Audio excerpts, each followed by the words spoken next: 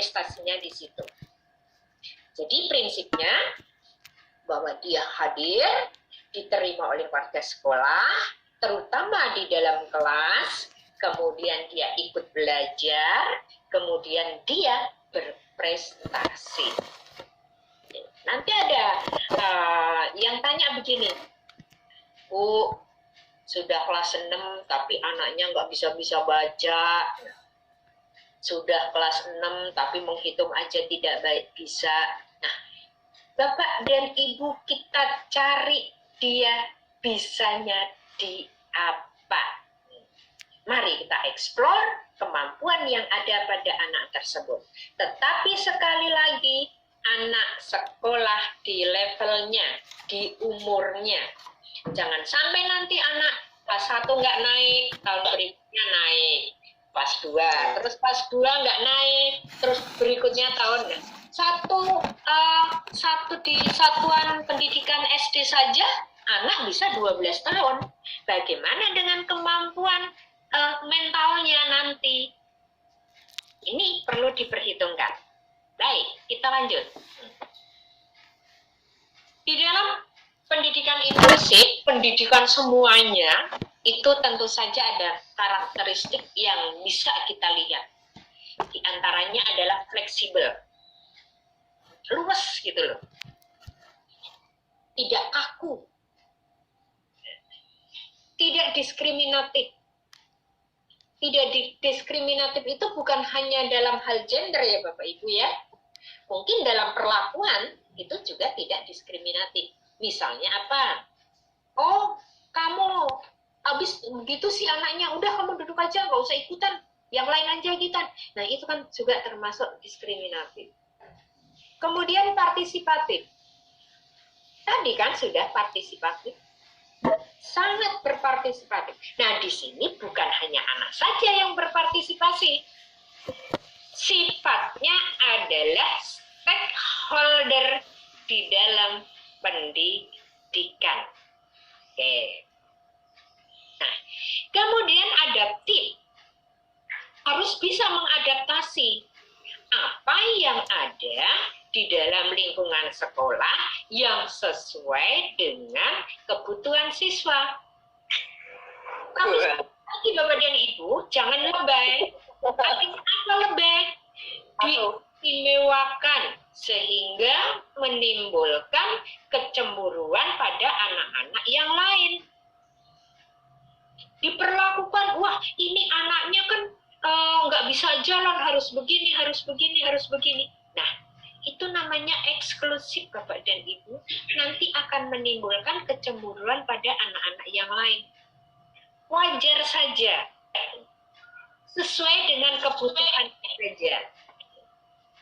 Nah, nanti kalau sampai kata anak-anak saya dulu sampai lebay, nah nanti ini juga tidak akan baik. Kerjasama, nah ini nanti yang akan kita bahas. Kemudian dekat dengan wilayah tinggalnya. Kalau PPDB adalah zonasi. Nah ini pasti heboh ketika ada penerimaan siswa baru, yaitu saat di zonasi berjalan. Rumah saya tinggalnya dengan susah untuk diterima. Nah, tentu saja akan ada regulasi-regulasi yang ada di wilayah tersebut. Kemudian yang satu ini, menyenangkan. Sering dikatakan orang bahwa ramah anak. Sekolah ramah anak. Di pendidikan inklusif dari dulu harus menyenangkan.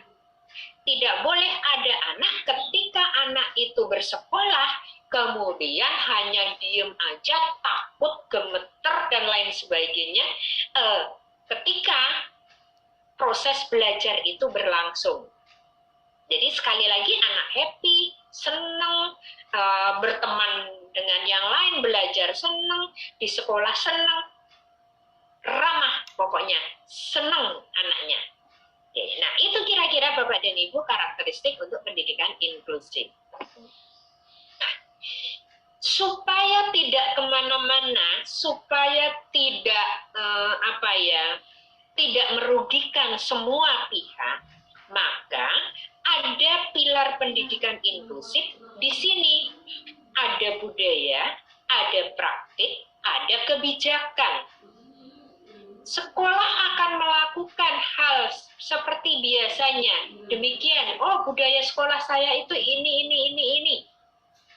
Itu sudah dipraktekkan, Pak. Harus begini, harus begini. Tetapi Bapak dan Ibu, budaya dan praktek ini supaya tidak kemana-mana, memenuhi hak-haknya, Bapak dan Ibu juga nyaman, maka akan dibingkelah itu yang namanya kebijakan. Nah, tentu saja kebijakan atau regulasi-regulasi yang ada itu dimulai dari kebijakan atau regulasi internasional, nasional, lokal, bahkan kebijakan yang ada di dalam sekolah itu sendiri. Tetapi tetap ada regulasi yang harus diikuti. Supaya apa? Warga sekolah nyaman, anak terlayani dengan senang, anak terlayani dengan sesuai kebutuhannya. Nah, kira-kira itu Ibu dan Bapak. Kita masuk ke keberagaman. Nah, kelas inklusif pasti kelasnya akan beragam. Bapak dan Ibu, ini adalah dokumen saya secara pribadi. Ini adalah dulu sekolah saya. Sekolah ketika saya bertugas, ini adalah beberapa anak yang memang mempunyai hambatan. Di antaranya adalah dengan kursi roda. Ini Bapak dan Ibu, keberagaman. Keberagaman itu apa sih Bapak Ibu? Keberagaman peserta didik di sini akan saya bagi menjadi dua. Atau terbagi menjadi dua. Satu, peserta didik berkebutuhan khusus. Tentu saja kalau sudah tahu berkebutuhan khusus, pasti akan ada identifikasi, asesmen, dan lain sebagainya. Sehingga ada anak, bahwa anak ini, oh ternyata mempunyai kebutuhan khusus. Kemudian yang kedua adalah anak non-PDBK. Non-PDBK ini, Bapak dan Ibu, kalau saya katakan adalah anak-anak pada umumnya. Jika sekelas itu 32 anak, mungkin yang 30 adalah anak pada umumnya, yang 2 anak adalah yang mempunyai kebutuhan khusus. Nah, tentu saja regulasi-regulasi yang ada di dalam kelas tergantung dari kearifan lokal dari daerah Bapak dan Ibu masing-masing. Baik, berikutnya. Nah, ketika sudah ketemu dengan adanya PDBK, maka kita akan bertanya, kenapa sih kok dia berkebutuhan khusus? Emang diakibatkan karena apa? Ya kan? Nah, pasti akan bertanya-tanya, ngapain di situ anak? Kalau baca kok mesti maju-maju terus ke depan? Nah, itu suatu indikasi yang bisa Bapak dan Ibu untuk ditelusuri, yang pada akhirnya nanti, oh ternyata dia memang mempunyai hambatan penglihatan. Nah, maka bisa dikatakan bahwa anak ini mempunyai kebutuhan khusus. Kebutuhan khususnya apa? Adalah penglihatan. Contohnya. Nah, PDBK, peserta didik berkebutuhan khusus, maka ada penyebabnya dan ada sifatnya. Penyebabnya apa? Penyebabnya mungkin faktor eksternal, kemudian ada faktor internal. Kalau faktor internal itu yang biasanya nanti anak ini bersifat permanen. Kalau yang faktornya eksternal bisa menjadi permanen, bisa menjadi hanya sebagai kebutuhan khusus yang temporer saja. Dari sebab ini menjadi sifat permanen dan temporer. Oke, baik, berikutnya. Nah, sekarang yang permanen, Ibu dan Bapak, menurut Undang-Undang Nomor 8 tahun 2016 tentang penyandang disabilitas.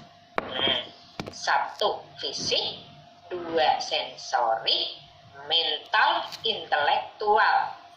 Sebenarnya ada lagi di samping 4 itu Bapak dan Ibu, mungkin ganda atau multi. Ya sudah fisik ditambah lagi dengan sensoriknya, mungkin ditambah lagi dengan intelektualnya. Nah, inilah yang lebih atau yang beda lagi di samping disabilitas yang sudah ada. Fisik itu yang bagaimana? Mungkin tangannya, mungkin badannya, ya namanya fisik Bapak dan Ibu. Nah, fisik ini nanti akan ada motorik halus, motorik kasar. Motorik halus itu biasanya tangan, menggerakkan ketika menulis, ketika kemudian yang motorik kasar mungkin kaki, menendang dan berjalan dan lain sebagainya. Sensorik adalah pendengaran mata. Kemudian disabilitas mental itu adalah biasanya ada di sosial, komunikasi dan lain sebagainya. Intelektual adalah, namanya sudah intelektual ya, disabilitasnya ya pasti intelektualnya itu. Orang biasanya suka mengatakan, oh anak tunagrahita. Nah, itu diantaranya bahwa anak itu mengalami disabilitas intelektual. Kemudian yang temporer itu bisa diakibatkan karena trauma. Mana trauma itu? Apakah trauma itu bisa menjadi menjadi anak yang biasa lagi? Bisa, Bapak dan Ibu. Contohnya, anak ketika kecil mengalami trauma bahwa keluarganya itu memperlakukan anak ini tidak semestinya, anak sering dimarahi, sering dicubit, sering dan lain sebagainya, maka akan mengakibatkan anak ini trauma. Apakah trauma ini bisa dibantu? Bisa. Dengan cara apa? Merehabilitasi atau menterapi trauma yang ada pada anak tersebut. Berikutnya mungkin perbedaan budaya dan bahasa. Saya berikan contoh. Saya orang Jawa datang ke Sumatera Barat. Saya tidak tahu bahasa Sumatera Barat, ya hanya sedikit-sedikit saja. Maka saya dikatakan orang berkebutuhan khusus. Berkebutuhan khusus saya apa? Yaitu tentang bahasa daerah tersebut. Tetapi ketika saya sudah tinggal seminggu, 2 minggu, 1 bulan, saya sudah bisa berkomunikasi dengan bahasa tersebut di daerah tersebut. Maka saya sudah dikatakan tidak berkebutuhan khusus lagi. Jadi ya Ibu dan Bapak, budaya juga, perbedaan budaya. Gimana? Ketika orang dari budaya daerah lain datang ke daerah yang berbeda, pasti akan mengalami yang namanya kecanggungan, kemudian kekhawatiran dan lain sebagainya. Nah, berjalannya waktu, maka dia akan bisa menyesuaikan. Maka sudah tidak berkebutuhan khusus lagi. Kemudian temporer kecelakaan, contohnya ketika kecelakaan kakinya mungkin patah, harus menggunakan krep, harus menggunakan kursi roda. Tetapi setelah dikoreksi medis, dia kembali dalam jangka beberapa waktu sudah bisa jalan seperti biasa. Nah, maka sudah dikatakan tidak berkebutuhan khusus lagi. Jadi Ibu dan Bapak ingat ya, bahwa itu pendidikan untuk semua, tidak hanya digunakan untuk anak-anak yang mempunyai kebutuhan khusus. Kemudian di dalam kelas anak ini juga tidak disendirikan, tetapi menjadi satu dengan anak-anak pada umumnya. Kira-kira begitu. Nah, bentuk dan keragaman peserta didik. Tentu saja bentuknya adalah mungkin latar belakang keluarga yang berbeda. Ada yang harmonis, ada yang keluarganya banyak sekali, ada yang hanya anak tunggal, misalnya. Kemudian bentuk kemampuan baik fisik maupun mental dan emosinya. Setiap anak pasti akan harapan atau keinginan, cita-cita, hobinya akan berbeda. Jika cita-citanya pun sama, pasti ada sesuatu yang berbeda di anak tersebut. Kemudian bentuknya, gender. Hanya laki dan perempuan ya Bapak dan Ibu ya, jangan ada yang lain ya. Laki dan perempuan. Kemudian agama dan keyakinan. Nah, inilah kira-kira bentuk keberagaman dari peserta didik. Nah, sekarang, kalau dilihat dari kemampuannya apa saja? Ini dilihat dari hambatan-hambatan menurut Permendiknas nomor 70 tahun 2009 ya. Maka, siapa sih anak berkebutuhan khusus itu? Yang biasanya kita mengatakan anak berkebutuhan khusus itu jika dia satu, mempunyai hambatan penglihatan. Hambatan penglihatan ini bisa blind total atau buta total, ataupun low vision, masih ada sisa penglihatan. Nah, ini juga masuk di hambatan penglihatan. Hambatan pendengaran, hambatan intelektual, hambatan fisik dan motorik, anak dengan autistik, yang biasanya adalah komunikasinya ini sangat terganggu. Kemudian hambatan emosi dan perilaku. Biasanya kalau di dalam kelas, anak ini ribut, tok, ganggu temennya, dan lain sebagainya. Kemudian hambatan majemuk. Majemuk itu tidak hanya satu. Ya hambatan penglihatan, ya hambatan intelektual misalnya. Atau hambatan pendengaran, juga dia hambatan untuk geraknya atau fisiknya. Jadi majemuk. Kemudian lambat belajar.